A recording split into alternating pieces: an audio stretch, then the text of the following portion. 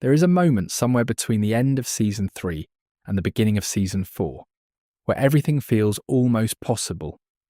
The fences are reinforced, the walkers are being cleared, there are tomatoes growing in the yard.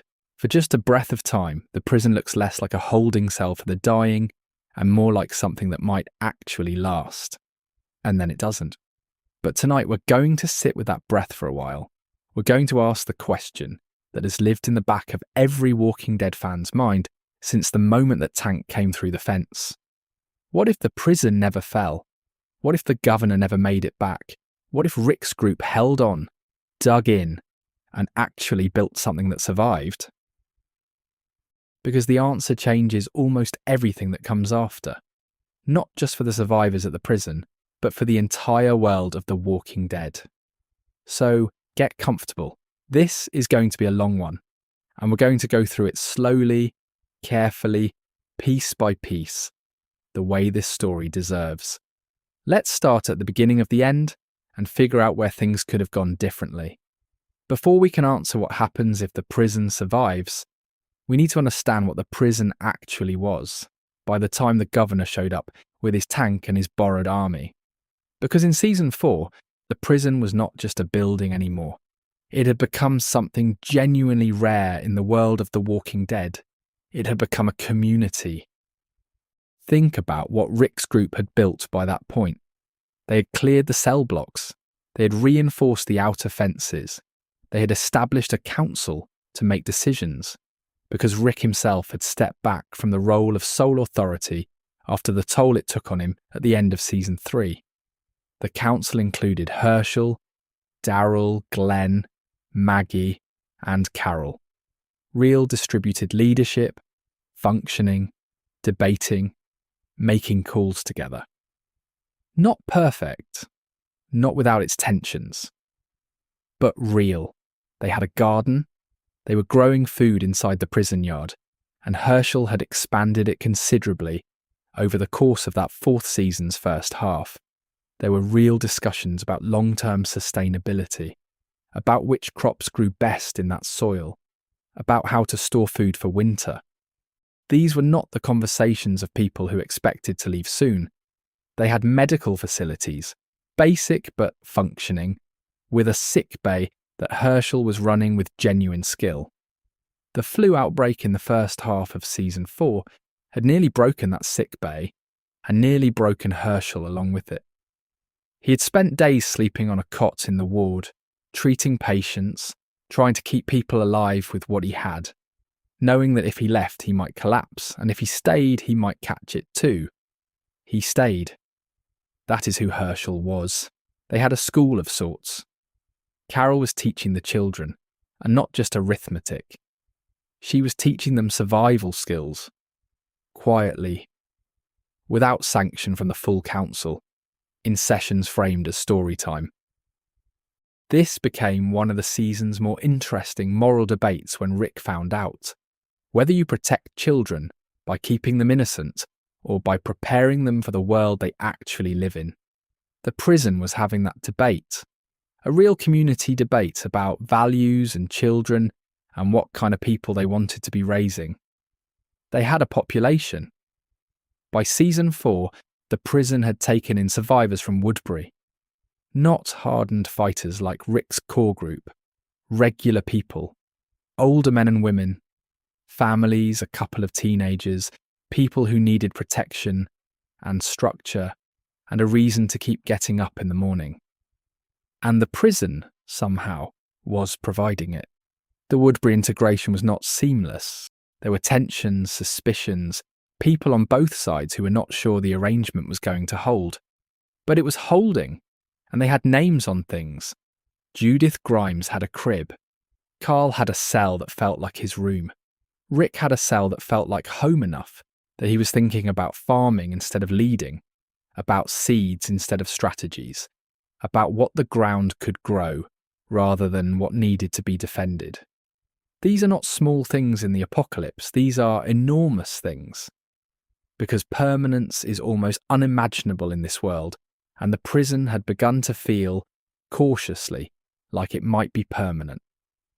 What they were building, was not just survival, it was the bare bones of civilization, fragile and imperfect, and always under pressure, but real.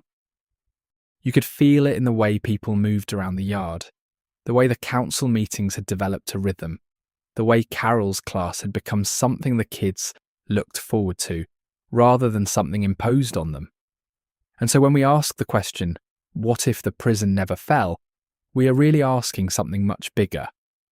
We are asking what happens when the first real attempt at building something lasting in the apocalypse is allowed to keep growing. What does that look like over months and years? How does it change the people inside it? And how does it change their relationship with every threat that comes after? The prison falling did not just scatter a group of survivors across Georgia. It destroyed the only functioning community we had seen since the outbreak, and it destroyed it at the exact moment it was becoming something worth protecting. And what replaced it, for the people who came through it, was season after season of trauma piled on trauma, each one built on the absence of a foundation that was taken away before it could support anything lasting. Give those same people that foundation, and everything changes. But before we get into what changes, we have to understand what needed to happen differently on the day the prison fell.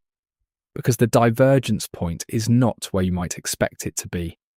Philip Blake, the governor, he is one of the most complicated antagonists The Walking Dead ever produced, and understanding what drove him, specifically what drove him at the end, is essential to understanding our alternate history. By the time he returned to attack the prison, in the mid-season finale of Season 4, he was not the political tyrant we met in Woodbury. He was something stranger and, in some ways, sadder. He had lost Woodbury. His own people had turned on him after the first attack on the prison failed, the attack at the end of Season 3. He had wandered alone for months, which the show depicted in a pair of remarkable standalone episodes that gave David Morrissey the chance to do some of the best work of his career.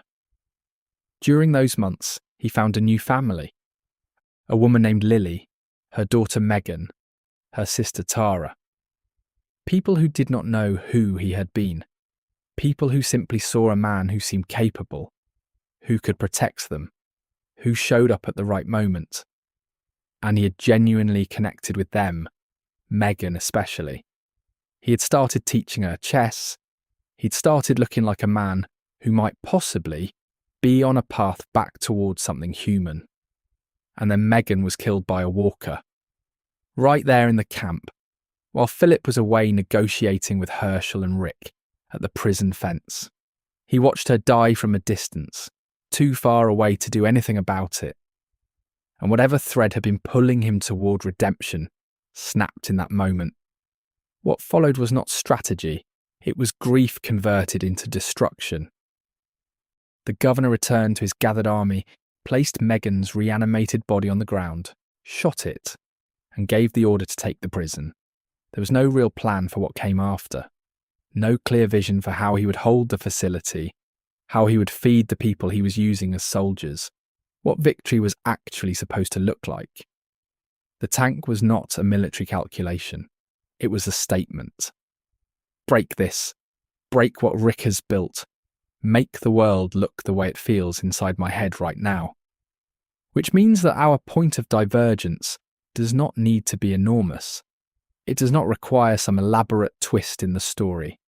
It just requires one of the small, almost random things that happen constantly in this world to go slightly differently. What if Megan does not die that day? That is the simplest possible change. A walker comes from a different direction. Someone in the camp notices the movement in time. The mud gives way differently, and the walker that had been buried in it doesn't surface until an hour later. Any of these things. Because in the Walking Dead's world, survival is often that arbitrary. The difference between living and dying is frequently which way you are facing when the wrong thing happened. If Megan survives, the governor's fragile, newly assembled reason to be human survives with her. He is still dangerous. He is still manipulative. He still has an army he has partially coerced into following him, but the specific trigger for his final destructive act, the grief that burned away whatever was left of his restraint, does not go off. And without that trigger does he press the attack, we can reasonably say no. Because the governor, at his most rational, was a survivor and a strategist. He had built Woodbury into a functioning settlement precisely because he understood that people needed resources, infrastructure, leadership, the appearance of safety. He was cruel and broken in ways that ran deep, but he was not stupid. And attacking a fortified prison full of armed people, including Daryl Dixon and Michonne, without a clear plan for what comes after, was never going to look like sound thinking to the calculating part of his brain. With Megan alive, that calculating part gets the space to reassert itself. Maybe he withdraws, maybe Lily convinces him to take their small group somewhere else, rather than sacrifice them in a siege that he does not have a real plan for. Maybe he still harbours intentions against Rick, but decides this is not the day and this is not the way. Maybe he tells himself he will come back when the conditions are better, and never quite works up the specific desperation required to follow through. Whatever the specific path, the result is the same. The tank does not come through the fence. The walkers do not flood the yard. Hershel does not kneel in that field. The governor drives away with Lily and Megan and his gathered people, and the prison watches them go from the fence, and Rick exhales. The prison holds.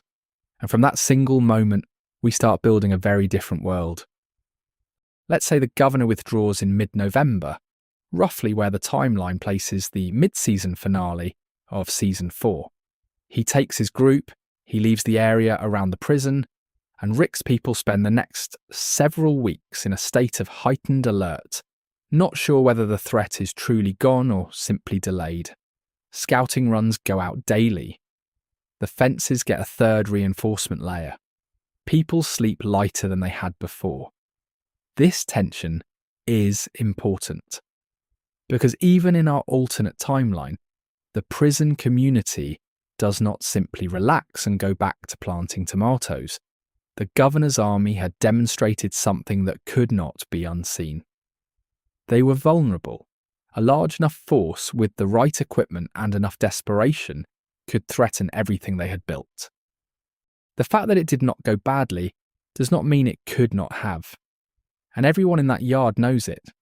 So the first major development in this timeline is that the prison takes its own defence seriously, in a way the show's actual Season 4 never quite had the chance to depict in detail. Daryl organises expanded scouting routes, regular patrols that cover a much wider radius around the prison than before, watching for signs of the governor or any other organised threat moving through the area.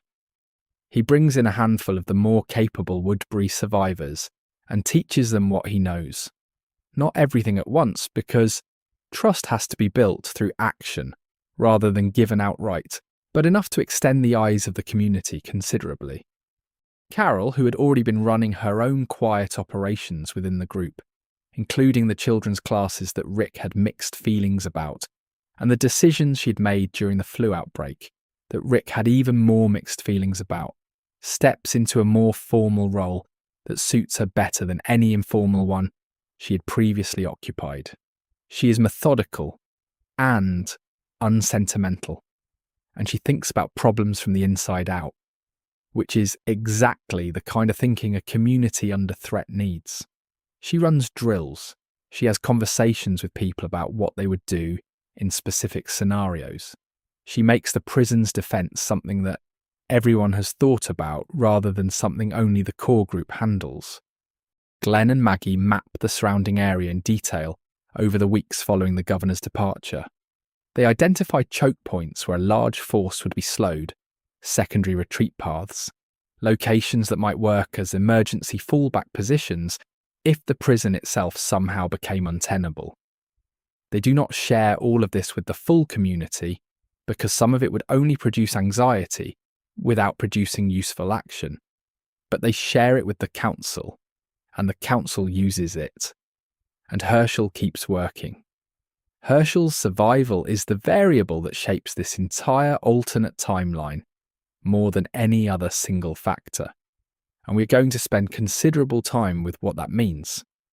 But in these first months, his contribution is the specific thing it was at the end of Season 4's first half.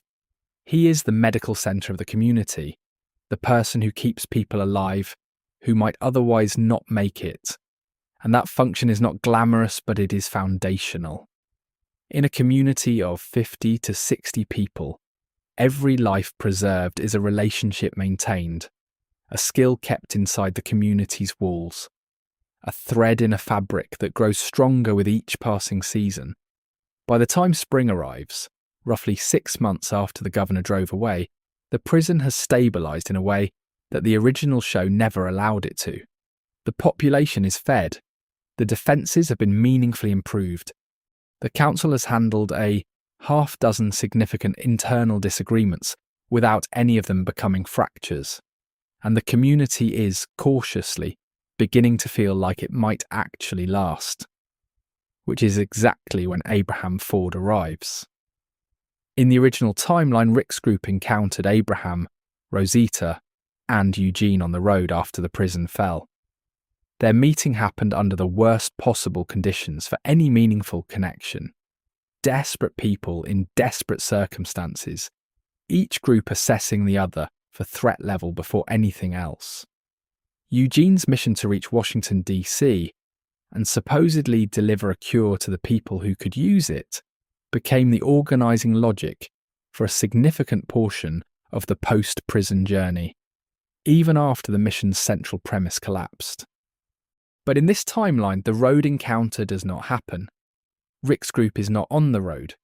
Abraham's group still moves through Georgia. They are still heading northeast toward DC, still organised around protecting Eugene and the hope he represents. And at some point, their path is going to bring them near the prison. The geography of the show makes this close to inevitable. Any northward route from the part of Georgia where Abraham's group was operating would pass through territory close enough to the prison's location that a scout or a campfire, or the simple sound of a community functioning, would create contact eventually. So let's say they find each other, but under very different circumstances from the original. Not as desperate survivors grabbing onto each other for warmth and numbers. As a travelling group approaching an established community they have never heard of, uncertain what they are looking at and whether it is safe to approach.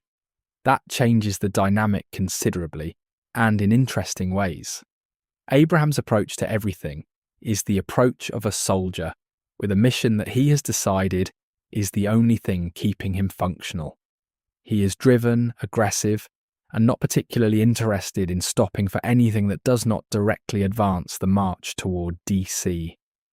A fortified prison full of survivors is, from his perspective, either a resource to be briefly assessed or an obstacle to navigate around.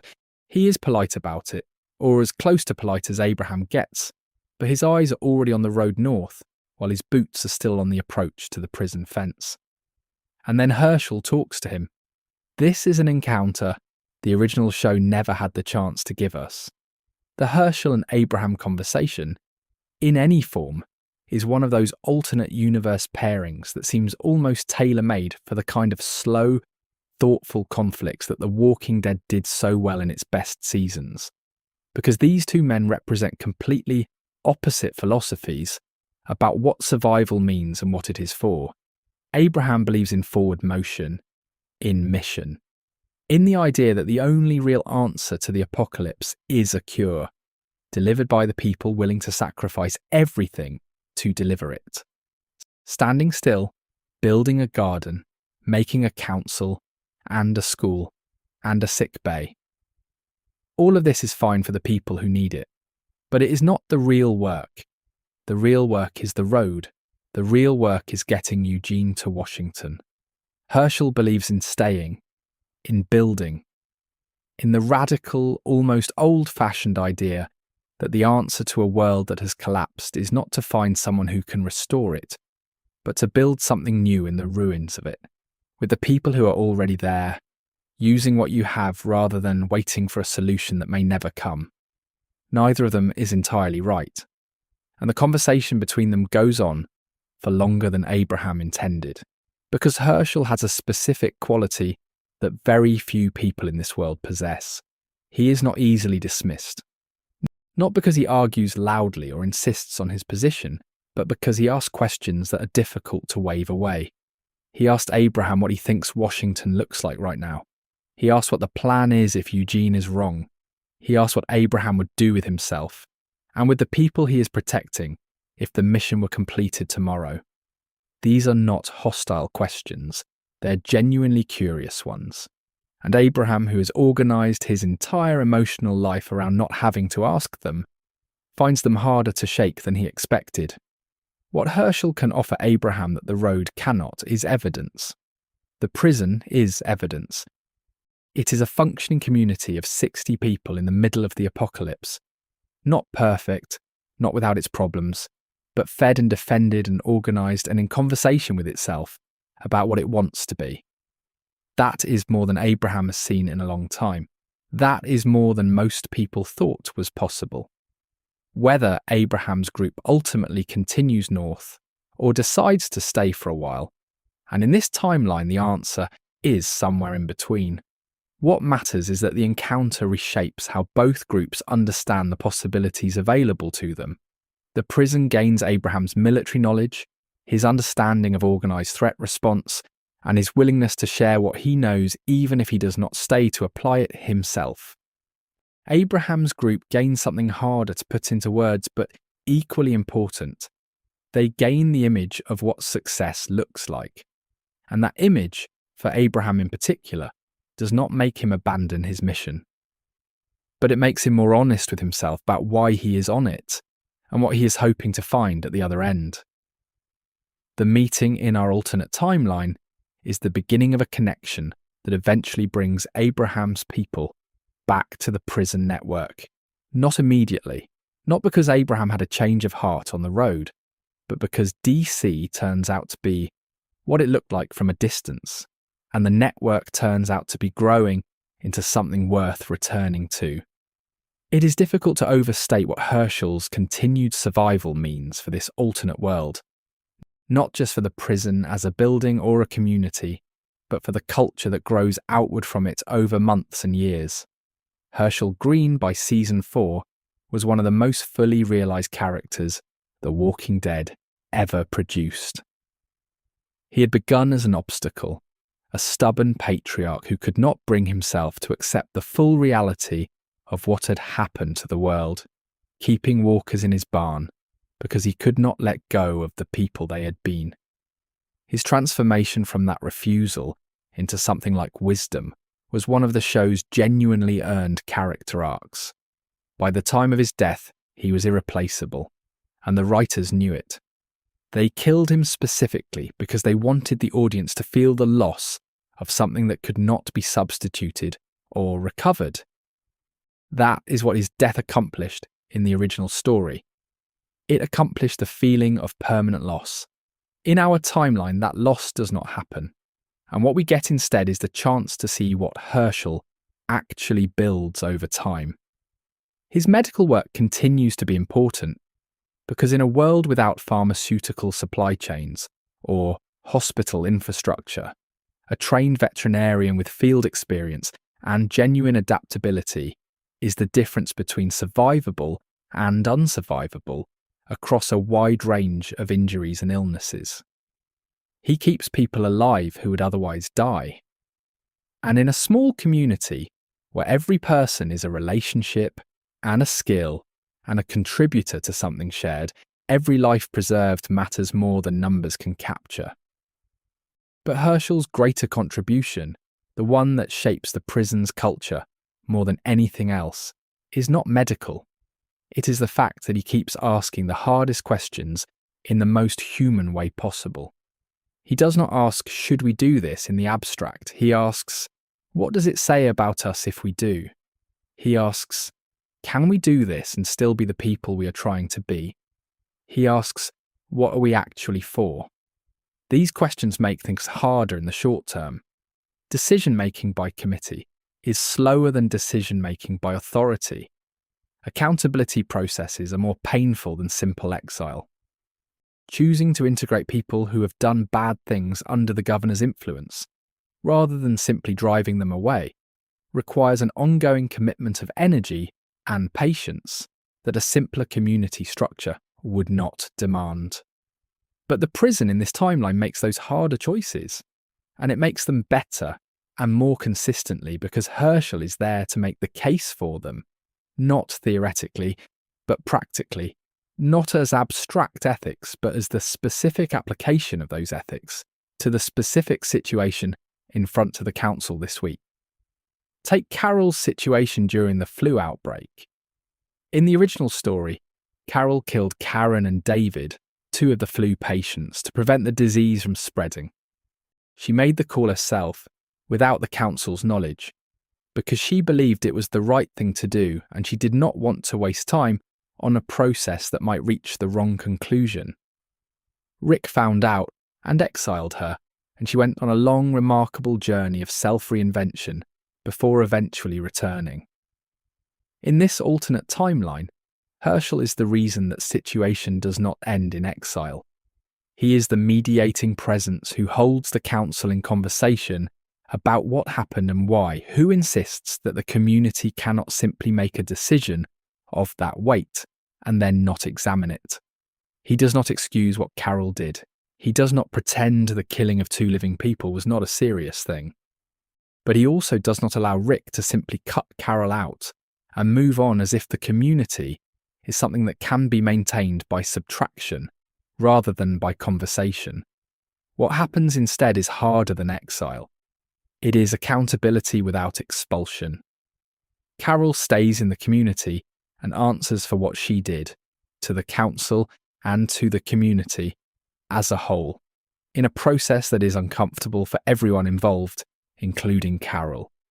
And at the end of it, she is still there, changed by it, more conscious of the line between what she decided on her own and what the community should decide together. But still there. This is Hershel's function. He keeps things from simply fracturing.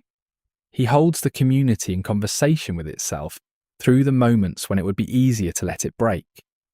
And over months and years, that function becomes the foundational characteristic of the prison as an institution, the thing that distinguishes it from every other community in the surrounding area. The prison is the place that stays in conversation with itself, the place that does not simply exile its difficult problems or execute its difficult people. That characteristic, more than the fences or the crops or the numbers, is what makes the prison a civilization rather than just a settlement. Terminus is one of the more disturbing locations in The Walking Dead, not simply because of what it became, but because of the gap between what it was and what it turned into. Mary and Gareth's community had started as exactly what the signs along the railway promised: a sanctuary, a place for survivors to come. The people who built it had genuinely believed in welcome, had posted those signs because they wanted to gather the living and keep them safe. And then others had come and taken it from them, had used it as a place of violence and cruelty and abuse, and had turned everyone inside it into something different through the specific horror of that experience. Gareth's people had rebuilt themselves around what was done to them. They became the hunters, the cannibals, the people who learned to use the promise of safety as bait and consumed whoever arrived. In the original timeline, Terminus had already become this by the time Rick's scattered group began following the railway signs.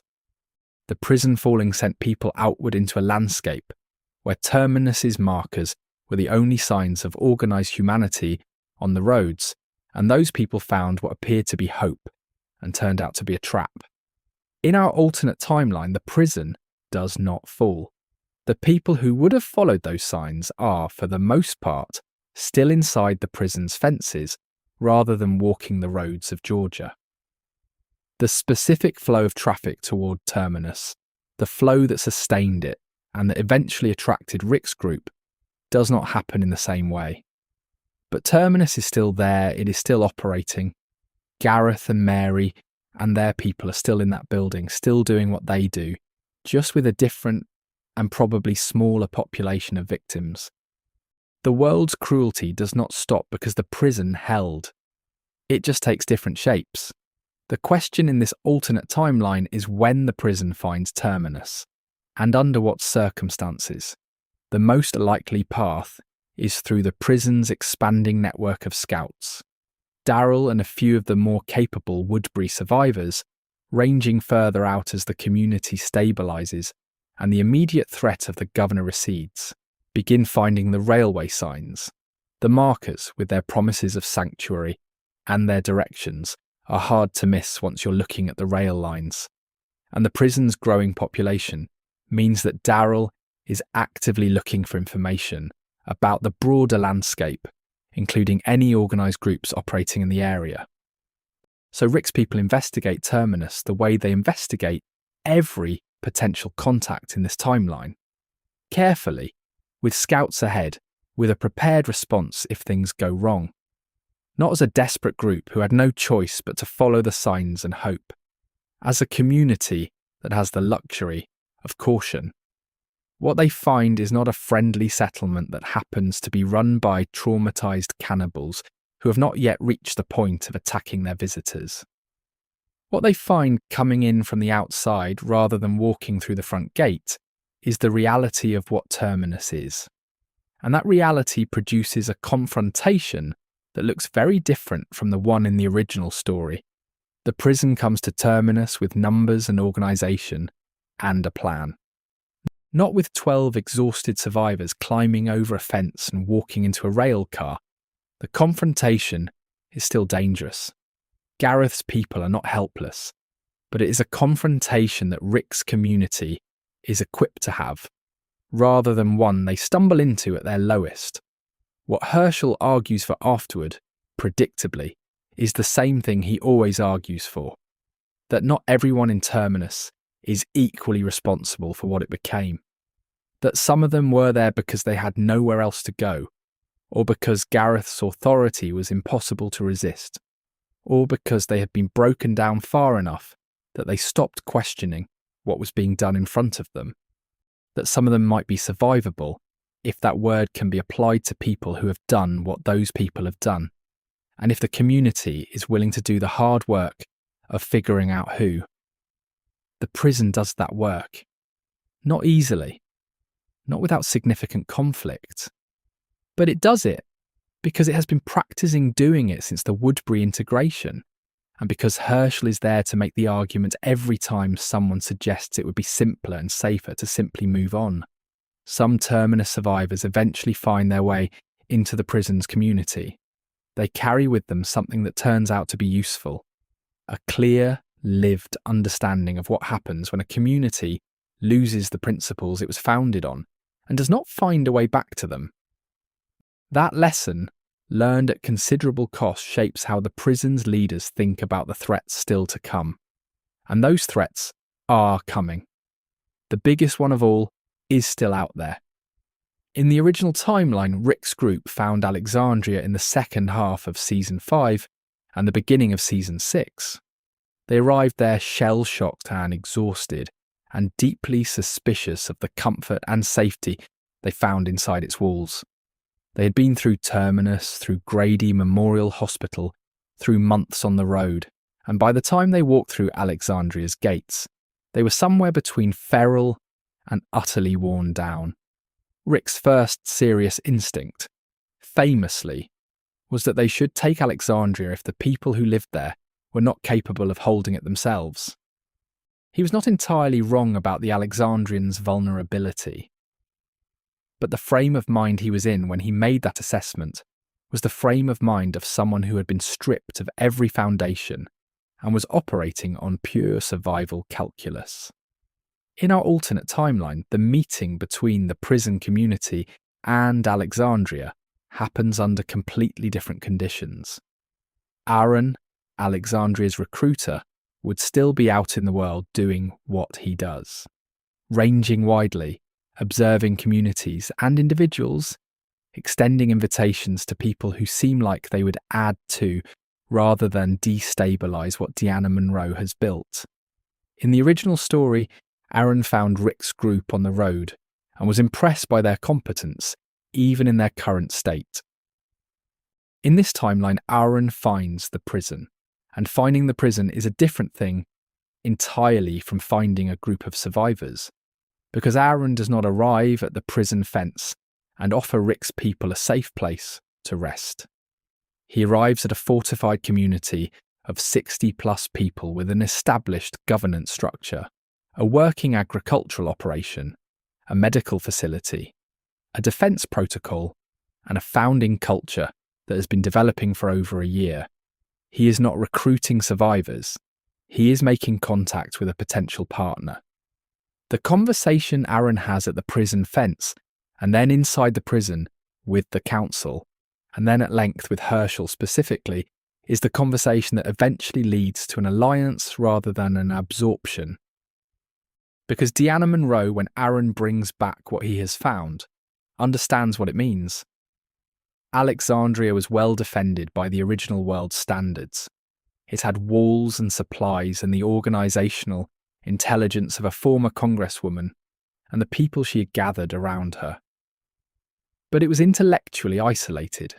Its survivors were not fighters, not in any meaningful sense. They had not been tested the way Rick's people had been tested.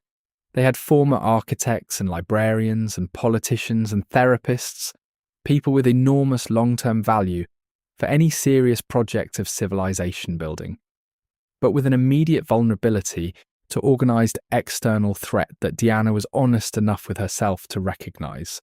The prison has what Alexandria lacks. Alexandria has what the prison is working toward. The partnership that forms between them, built not out of desperation or necessity, but out of genuine recognition of complementary strength, is the foundation for something the original story only ever approximated, and only then, after enormous suffering, had forced it into existence.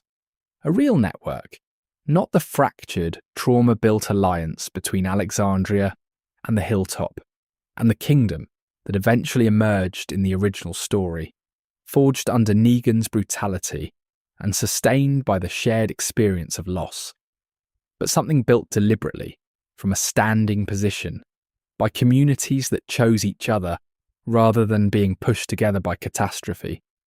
The hilltop is still there in this timeline, still under Gregory's self-interested leadership, still producing food in quantities that make it a natural trading partner for communities with other strengths.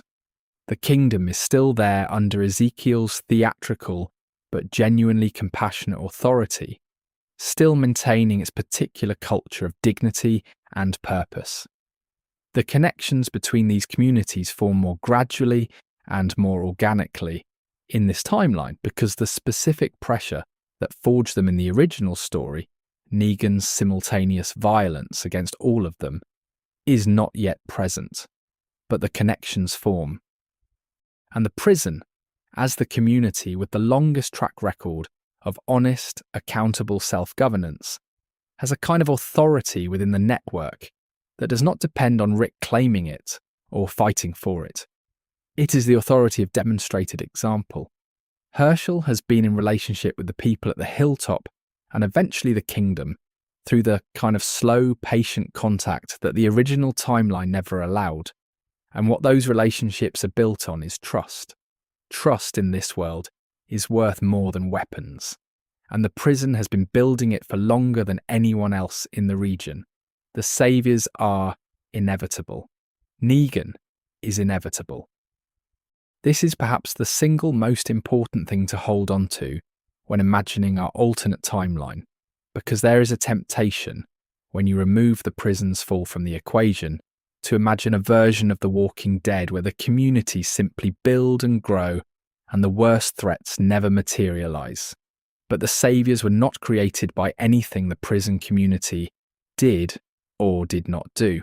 They were already there. Negan had already assembled his operation, already established his outposts across the region, already developed the tribute system that he was enforcing with violence and the consistent threat of more violence. The hilltop, in this alternate timeline just as in the original, is almost certainly already under the Saviour's arrangement by the time the prison network begins taking shape. Communities that Gregory's weak leadership can't protect tend to accept terms they would rather not. That is the kind of community the hilltop was, regardless of what was happening at the prison. So the saviours are out there. They are growing. And eventually, they notice the prison network. The difference in our alternate timeline is not whether the saviours come. It is when they come and what they find when they arrive. In the original story, Negan met Rick's group at the lowest point they had ever reached. He met them after he had spent months systematically preparing the encounter, herding them through the woods, exhausting them psychologically, orchestrating the moment of maximum helplessness with genuine tactical intelligence. By the time Negan stepped out of that RV in the dark with Lucille on his shoulder, Rick Grimes was a man who had been broken very deliberately and very thoroughly. And what followed, the long months of subjugation, the tribute demands, the beatings and the humiliations and the erosion of the community's sense of its own agency, was possible specifically because Rick's group had been met at their weakest. In our alternate timeline, the first contact between the prison network and the saviours is not a midnight ambush in the forest. It is a series of encounters that build over time through the information network the communities have developed, through scouts and trading relationships, and the gradual mapping of who and what is operating in the surrounding region. The prison hears about the saviours before the saviours formally come for them. This is how information moves in a network with multiple nodes and ongoing communication between them. The hilltop, which may already be paying tribute, makes contact with the Alexandria Prison Alliance at some point, and the story they tell is recognisable. A large, well-organised group demanding a portion of everything, backed by the credible threat of violence against anyone who refuses. Infrastructure of domination, not just individual predation. Rick's response in this timeline is shaped by everything the preceding 18 months of community building have taught him. He does not leap immediately to the conclusion that the saviours need to be found and killed, because he has been in enough council meetings to know that every decision made without full information costs you later. He also does not defer to the saviours out of fear, because the prison has not been systematically broken down the way the original groups were before they were brought into Negan's system. What Rick proposes is coordination, real coordination, the kind that the network is actually equipped to provide. He wants representatives from every community at the same table, talking about the same problem, sharing what they know before anyone makes a move. This is not caution for its own sake. It is the application of the lesson the prison has been learning since the Woodbury integration. You do not make big decisions alone if you do not have to, and you do not have to. Ezekiel joins this conversation honestly. In the original story, he kept the kingdom's arrangement with the Saviour's secret from his own people for far too long, out of a combination of shame and the belief that he was protecting them by managing the situation quietly. In this timeline, the kingdom has had a longer and more trusting relationship with the prison network, and Hershel specifically, and Ezekiel's capacity for honesty with himself and with others has had more room to develop than it did in the original. He brings what he knows. He tells the truth about the kingdom's situation. The council that forms around the saviour problem is not perfect. Gregory is still Gregory, and he is not to be trusted with information he might sell to whoever is buying. But with Gregory sidelined and the hilltop's actual people, not its self-interested leader, represented in the conversation, the network assembles a clearer picture of what they are dealing with than any individual community could have managed alone.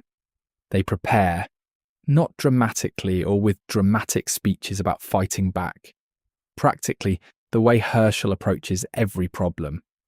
They identify the saviour outposts they know about. They establish communication protocols between communities. They redistribute some supplies and some personnel in ways that make each community slightly less dependent on any single route or resource. They do not telegraph their preparations. But they are not scrambling from a standing start when Negan eventually comes knocking. The war with the saviours still happens. It would be dishonest to suggest otherwise. Negan is not a man who accepts negotiation from a position of equality, because his entire system is built on the premise that there is no equality, that the saviours take and others give, and that this is simply the order of things. He is going to push, and when he pushes and finds that the network pushes back, there is going to be violence. People die in this war, including people who are central to the community. The saviours are a genuine military force with significant numbers and meaningful experience, and Negan's particular genius for psychological warfare as well as physical threat. The communities do not waltz through this conflict without cost, but they do not enter it on their knees. They do not lose Glenn and Abraham before the first shot of the war is fired, standing helpless in a field while Negan auditions which of them to kill. The war begins from a position of preparation rather than subjugation, and that changes what the war looks like and what the communities look like on the other side of it. When it is over, and it ends with the saviours defeated and Negan captured rather than killed, Hershel is the loudest voice for keeping him alive. He makes the same argument in this timeline that he made in the original story, the argument that Rick eventually listened to, about what kind of world they are building and whether it can be founded on execution. But in this timeline, the argument does not have to overcome years of accumulated grievance the way it did in the original. It still has to overcome the very real and very legitimate grief of the people who lost someone to Negan's campaign. That grief is not nothing. It does not simply yield to Hershel's reasoning. But the communities, having had more time to develop the practice of staying in conversation with themselves through hard things, do stay in that conversation. And Negan ends up in a cell, alive, a lesson rather than a martyr. Beyond Negan, beyond the saviours, the next great reckoning in the Walking Dead story comes from a very different direction. Not organised human violence with recognisable motivations, but something stranger and in some ways more philosophically unsettling. The Whisperers. Alpha and her people, who had abandoned human identity, had stopped believing in the project of civilization entirely, and had learned to move among the dead by wearing their skin and thinking like them. They represent not just a threat, but an argument that community is the mistake. That the structures and institutions and councils and schools and gardens that places like the prison have spent years building are a kind of collective self-deception, and that the only honest response to the world that exists now is to give up on the idea of being human in the old sense and become something that fits the actual conditions of survival. Alpha is one of the most interesting antagonists the Walking Dead universe ever produced, precisely because her position has an internal logic that is hard to dismiss entirely. She is wrong in the ways that matter. The communities she threatens are not self-deceptions. They are the real thing, imperfect, but real. But she's not a simple villain. She is a person who was broken by the world and built a philosophy out of her breaking, and then found other broken people to organise around it. In the original timeline, the communities encountered the Whisperers after the Saviour's War. After a 2-year time skip during which the alliance between communities had frayed considerably. Negan's imprisonment had become a source of ongoing conflict. Maggie's grief had driven a wedge between her and Rick. The network was fractured again before the Whisperers even introduced themselves. In our alternate timeline, the communities are not fractured in the same way when the Whisperers emerge from the woods. They are still in the habit of talking to each other. They are still in the habit of bringing their disagreements to a shared table rather than letting them calcify into permanent resentment. Maggie's grief in this timeline is real, because people she loved did die in the Saviour's War, but it does not have the specific shape it had in the original, where the loss of Glenn at Negan's hands, immediately before the 1.5 years of subjugation, had been compounded by everything that came after. The Whisperers are still a serious threat. Alpha's herds are enormous. The border she establishes, marked by heads on pikes, is a trauma that no amount of community cohesion makes easy to process. The emotional weight of that attack on the communities is real and lasting. But the response to it is shaped by how long the communities have been in conversation with themselves. The question of how to answer the Whisperers, whether militarily, whether through negotiation, whether by trying to understand and even extract some of Alpha's people who may not be fully committed to her position, is a question the communities are equipped to consider together rather than react to in isolation. Hershel's contribution to this conversation is characteristic. He does not pretend the Whisperers are not dangerous. He does not argue for forgiveness without accountability or mercy without strategy. What he argues is that Alpha's philosophical position, the idea that civilization is a lie, deserves a philosophical answer as well as a military one. That the communities cannot simply defeat the Whisperers in combat and treat that as a complete response. That the existence of the prison, still standing after years, still functioning, still doing the hard and unglamorous work of keeping people alive and in relationship with each other, is itself a refutation of everything Alpha claims to believe. That the answer to someone who says community cannot last is to make it last. The Whisperer conflict, in this timeline, is resolved through a combination of the things that resolutions usually require in the Walking Dead universe: military action, personal sacrifice, and the difficult, ongoing work of rebuilding what was damaged. But the communities come through it with more of themselves intact than they did in the original story. And some of the Whisperers who were there for reasons other than genuine belief in Alpha's position, the ones who had nowhere else to go or who had been following because they did not know how to stop, some of them eventually find their way into the network, just as Woodbury survivors did, just as Terminus survivors did. The prison in this timeline has become very practiced at the particular work of bringing people who have been shaped by terrible things inside and giving them a reason and a structure and a community within which to become something different. The Commonwealth is, in the original story's arc, both the culmination of the community's long journey and a question about what that journey was actually for. A city of 50,000 people functioning in Ohio with an economy and a class structure and a political system restored from the ruins of the old world. Department stores and restaurants, and ice cream and parades, the whole nostalgic apparatus of the life that existed before. And also because The Walking Dead could not let that image stand uncomplicated, an inequality baked into the structure from the beginning. A restoration not just of the pleasant things, but of the systems that had produced the inequities of the pre-apocalyptic world alongside them. The Commonwealth represents one answer to the question of what civilization means after the collapse. The answer that says you rebuild what was there. You restore the forms, the institutions, the familiar hierarchies, because without that familiar scaffolding, people have nothing to organise themselves around. In our alternate timeline, the encounter between the prison network and the Commonwealth is a meeting between two very different answers to that question. The Commonwealth is still the Commonwealth. Governor Pamela Milton is still who she is, still a skilled political operator with a genuine belief in the project of restoration, still operating a community that is impressive in its scale and troubling in the assumptions it has rebuilt alongside its grocery stores. None of that changes because the prison held.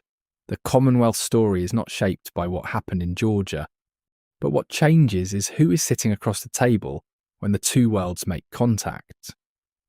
In the original story, the communities that encountered the Commonwealth were still bearing the marks of everything that had been done to them. Alexandria had been through Negan, through the Whisperers, through a series of crises that had not had time to fully heal. The people who walked into the Commonwealth's territory were people who had been worn down significantly by years of loss, and the luxury and comfort of what they found there was genuinely overwhelming. It was hard to think critically about something that felt so much like relief. In our alternate timeline, the prison network encounters the Commonwealth from a position that is still not equal in terms of scale. The Commonwealth is still much larger, but is more secure in terms of culture and values. The communities that have developed around the prison's founding principles have been in practice for years. They have worked through what they believe and why. They have had Hershel, and they have had the council, and they have had the habit of examining their own choices rather than simply making them. They know who they are. Deanna Monroe's vision for Alexandria was always a kind of restoration too, and in this timeline it has been in dialogue with the prison's different vision for long enough that the two have influenced each other. What has emerged is something that does not have a clean name, but has a recognisable shape. A commitment to rebuilding something, yes, but not simply to rebuilding what was there before. A commitment to taking what was good from the old world and leaving what was not, which is easier to say than to do, but is at least the right aspiration. When Pamela Milton's representatives make contact with the network, they find communities that are genuinely interested in everything the Commonwealth has to offer in terms of resources and scale and connection to a larger human population. And they find communities that are also genuinely interested in having a conversation about the Commonwealth's class structure, about what it means that a doctor's family gets a nicer apartment than a farmer's family based on status from a world that no longer exists, about whether the point of rebuilding civilization is to recreate its hierarchies as faithfully as its ice cream. These conversations are difficult. Pamela is not a simple villain, but she's also not someone who has spent years in council meetings working through the hardest questions about what kind of world she is trying to build. She is a politician, which means she is skilled at managing conversations rather than having them. And she finds in the representatives of the prison network, and specifically in Hershel, who is older now and moving more slowly but is in no way less himself, an interlocutor who cannot be managed. What emerges from the contact between the Commonwealth and the prison network is not a clean integration. It is not a simple triumph for either vision. It is a negotiation, ongoing and imperfect, between two different ideas about what human civilization can and should be. The Commonwealth has things the network needs. The network has a moral clarity and a founding culture that the Commonwealth, with its 50,000 people and its department stores, has not developed to the same degree. Both sides are changed by contact with the other, and Hershel is there for this. He is there to make the argument, in the room where the largest decisions are being made, for the thing he has always argued for, that what you build is shaped by the principles you hold while you build it, that you cannot restore a just world using unjust structures, that the question of what kind of civilization comes after the collapse is not an abstract philosophical question, but the most practical question available, because the answer determines what the communities building it become, and what their children become, and what the world looks like in 50 years. The room is quiet when he finishes. It usually is. Let's take a step back from the specific events and look at the broader shape of this alternate world, 5 or 6 years out from the day the governor drove away from the prison fence. The network that grew from the prison Alexandria, the hilltop, the kingdom, and eventually the Commonwealth, and the smaller communities that formed around and between them, is not a utopia. Let's be honest about that. It is not a perfect society, and it never becomes one. It has conflicts and injustices and leadership failures and moments of genuine crisis. The dead are still in the world. Resources are still finite. Human nature is still what it is, and human nature includes tribalism and greed and the tendency to protect what you have at the expense of what someone else needs. But it is something real. It is something lasting. It is something that carries inside it the marks of the principles that shaped it. Carl Grimes in this timeline is a young man who grew up in the prison and carries it with him everywhere he goes. He does not have the original Carl's full traumatic arc, the accumulation of losses and survivals that turned him into something almost beyond adolescence by the time he died in the original show. He is not a simpler character for that absence. He is a different one. He has grown up watching his father learn to lead alongside other people rather than despite them. He has grown up watching Hershel show what wisdom looks like when it is practiced over time rather than theorised in the abstract. He has his own questions, his own rebellions, his own areas of disagreement with the world the adults have built. He is a person, fully, rather than a symbol of what the apocalypse costs. Judith Grimes has never known any other world.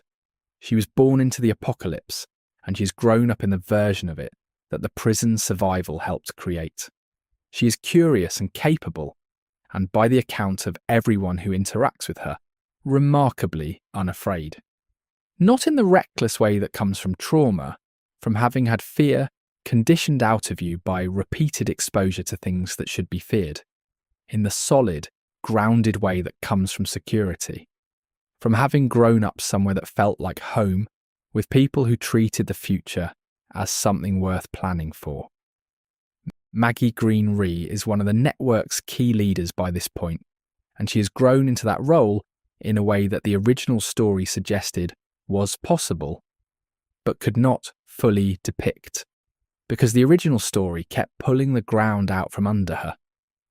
She lost Glenn in the Saviour's conflict. That loss is real and permanent, and shapes everything about her. But she did not lose him the way she lost him in the original story, in an act of deliberate humiliation designed to break her in front of her community. She lost him in a war the communities fought with some agency and some preparation. The grief is the same grief. The context is different. And in grief, context matters more than people sometimes acknowledge. Daryl Dixon, still here, still himself in all the ways that matter, has grown into something the original show glimpsed, only briefly, and then kept pulling away from. He is the community's most trusted scout and its most capable individual fighter, and those things have not changed. But he has also, over years of relative stability, developed the capacity to be still, to have friendships that are not entirely organised around shared crisis, to exist in the community rather than simply protecting it from outside it. He and Carol are what they are, which is a long friendship with layers too complicated to easily describe, and it does not require catastrophe to sustain it because it never did. And the prison itself is still standing. Older and added to and weathered by years of occupation, the fences reinforced multiple times, the original cell blocks long since expanded with additional construction outside the walls, the garden become a substantial farm, the sick bay becomes something closer to an actual clinic. It is not the same building it was when Rick's group first cleared the walkers from it and saw the yard for the first time, and dared to imagine that something could be built there. It has become something more than that building was. It has become the thing that building was trying to become. It is a home. A real one. The first one built in this world that lasted long enough to have a history. Alternate history thought experiments, and that is what tonight really was underneath all the lore, are interesting not just for the specific what-ifs they generate. They are interesting for what they reveal about the original story when you look at it from a different angle, and what this particular alternate history reveals is that The Walking Dead, as it actually aired, was a story about accumulation, about what happens to people when every time they begin to build something, it is taken from them, and they have to begin again, and again, with a little less of themselves each time. Rick's group did not become who they became through a single catastrophic event. They became who they became through the pattern of catastrophe. The farm, then the prison, then the road, then Terminus, then Alexandria, then the Saviours, then the Whisperers. Each loss compounding the last. Each forced restart stripping something away that could not be entirely replaced. The prison falling is the event that establishes that pattern. Before it, the possibility of something lasting still genuinely exists. After it, the possibility exists only as a distant goal rather than a present reality. Not until the story's final chapters, and by then the cost has been immense. In our alternate timeline, the pattern never begins, and without the pattern, the characters are not less interesting. They are differently interesting. They are people who had the chance to grow rather than simply to survive, who were allowed to make mistakes that did not cost everything, and to sit with those mistakes in a community that held them while they worked through what the mistakes meant. That is not a smaller story than the original. It is a story about a different kind of human experience, the kind that the original always seemed to be reaching for in its quietest moments. The tomatoes growing in the yard, Rick with his hands in the dirt thinking about seeds, Hershel walking on one leg between the plants and the fence and the people who needed him. The Walking Dead was always trying to imagine what it would feel like if the survivors got to keep what they built. In our alternate timeline, they do. The prison holds. And what grows from it, slowly and imperfectly, and with all the complications that the original story knew were part of anything real, is something worth the holding. That is where we end tonight. With the fences still standing, and Hershel still walking the yard on his one leg, and Judith running around in the garden in a world that was supposed to be impossible to live in. These what-if videos are always a little bittersweet, I think. Because at their heart they are about absence. Sleep well.